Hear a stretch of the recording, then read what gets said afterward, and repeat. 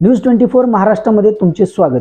विधानसभा निवडणुकीच्या पार्श्वभूमीवर राज्यात दोन प्रमुख राजकीय आघाड्यांमध्ये मुख्यमंत्री पदासाठी चुरस आहे। त्याचवेळी मुख्यमंत्री पदाच्या शर्यतीतून आपला पक्ष बाहेर असल्याचे जाहीर करणाऱ्या शरद पवारांच्या नव्या संकेतांमुळे मुख्यमंत्री होण्याची आकांक्षा बाळगणाऱ्या अनेक दिग्गजांना धक्का बसला आहे। स्वतःची तुलना करताना शरद पवार यांनी आमदार रोहित पवारांची मुख्यमंत्री होण्याच्या गुणांची प्रशंसा केली आणि संधी दिल्यास रोहित पवार त्यांच्या पक्षाचे मुख्यमंत्री होऊ शकतात असे हावभावातून व्यक्त केले।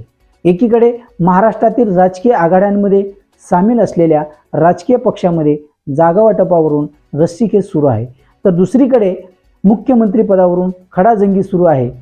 महाविकास आघाडीमध्ये काँग्रेसचे प्रदेशाध्यक्ष नाना पटोले, माजी मुख्यमंत्री पृथ्वीराज चव्हाण हे मुख्यमंत्री पदासाठी इच्छुक असल्याचे बोलले जात आहे, तर काँग्रेसच्या खासदार आणि मुंबई प्रदेशाध्यक्षा वर्षा गायकवाड यांनी महिलांना संधी देण्याची मागणी करताना 5 महिला मुख्यमंत्री पदासाठी पात्र असल्याचे म्हटले आहे।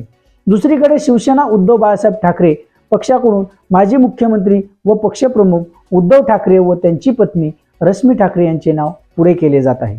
सत्ताधारी महायुतीत भाजप नेत्यांकडून उपमुख्यमंत्री देवेंद्र फडणवीस, तर शिवसेना नेत्यांकडून मुख्यमंत्री एकनाथ शिंदेच पुन्हा मुख्यमंत्री होतील।